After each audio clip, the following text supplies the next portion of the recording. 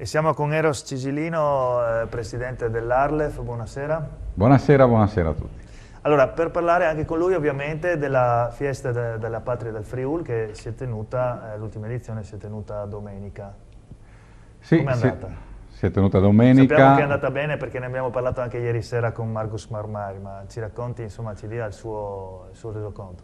Assolutamente bene, direi che insomma, è stato un grande successo, ma è contornata da diversi appuntamenti che si trovano su tutto il territorio friulano, per cui più di una cinquantina di appuntamenti fanno da corollario a quella che è la festa del Friuli, quindi a Vito d'Asio.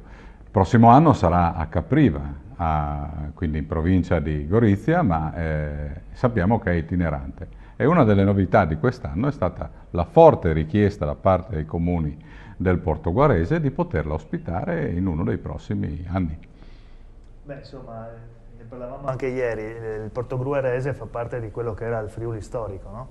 Assolutamente sì, ha di per sé grandi legami con il Friuli, ma direi anche è Friuli, per cui sentiamo questa istanza molto forte da parte di questi sindaci, che non è un'istanza semplicemente storica o sentimentale, ma sostanziale, per cui penso che anche la Regione cercherà di dare ampio risalto a queste richieste, ma soprattutto a questi sindaci che desiderano far parte anche del Friuli in un tempo insomma, adeguato.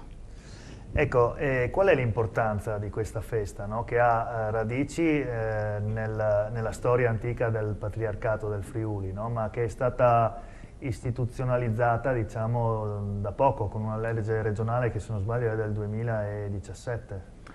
Sì, è stata istituzionalizzata in realtà relativamente da poco tempo, però parte ormai insomma, da diversi anni fa, quindi parte ecco, da decenni fa. All'inizio era una festa così tra amici, poi le cose sono fatte sempre più serie e ha toccato luoghi importanti, voglio ricordare anche Sappada, per cui direi che ormai rappresenta qualcosa che unisce, ma soprattutto esalta la cultura. Diversamente magari dall'attività normale dell'Arlef, l'Agenzia regionale per la lingua friulana, in questo caso abbiamo una preminenza appunto della cultura, della valorizzazione della cultura, della storia, delle tradizioni e quindi si spazia a 360 gradi anche con attività che non sono prettamente legate alla lingua ma che riescono ad esaltare appunto la caratteristica del territorio, le caratteristiche intime e le identità territoriali più specifiche. Ha parlato di Sappada, sembra quasi che dove arriva la festa quel territorio diventi Friuli, insomma sarà proprio il caso di farlo nel Portogruarese allora. Beh sì, sarebbe un bel augurio e credo che insomma ci sia la possibilità, ci siano tutte le possibilità in questo momento per poterlo fare. So di un grande dibattito che si è svolto in aula nel comune di Portoguarre, questo insomma mi fa molto piacere proprio perché il dibattito si è svolto in maniera collaborativa tra le due parti e quindi direi che insomma entrambi hanno cercato di portare acqua a quello che è appunto il mulino che vuole portare insomma questi comuni all'interno dell'area friulana.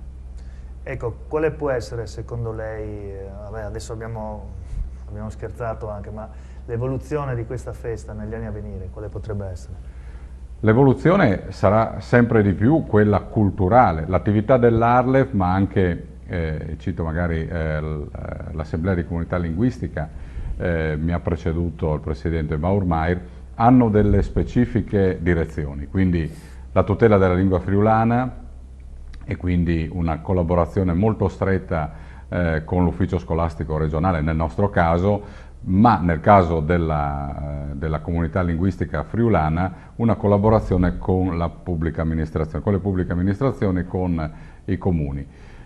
Quindi per quello che riguarda questa festa che unisce un po' tutti, credo che si andrà a implementare soprattutto la parte culturale, la parte della valorizzazione storica. Ricordo che la festa è appunto itinerante, quindi quest'anno è stata nel territorio della ex provincia di Pordenone, il prossimo anno nell'ex provincia di Gorizia e poi ancora provincia di Udine E poi ancora, chi lo sa, probabilmente potremo andare nel mandamento di Portoguaro e questo ci farebbe chiaramente un grande piacere. Ma noi sentiamo che anche nei comuni così limitrofi a quell'area lì c'è un grande interesse per il Friuli e si possono anche esaltare i semplici collegamenti. A noi fa molto piacere, così come esaltiamo i collegamenti con il dialetto veneto. Grazie, grazie a Eros Cesilino e torni a trovarci quando vuole, insomma, per altre iniziative legate a Arlef e alla lingua friulana.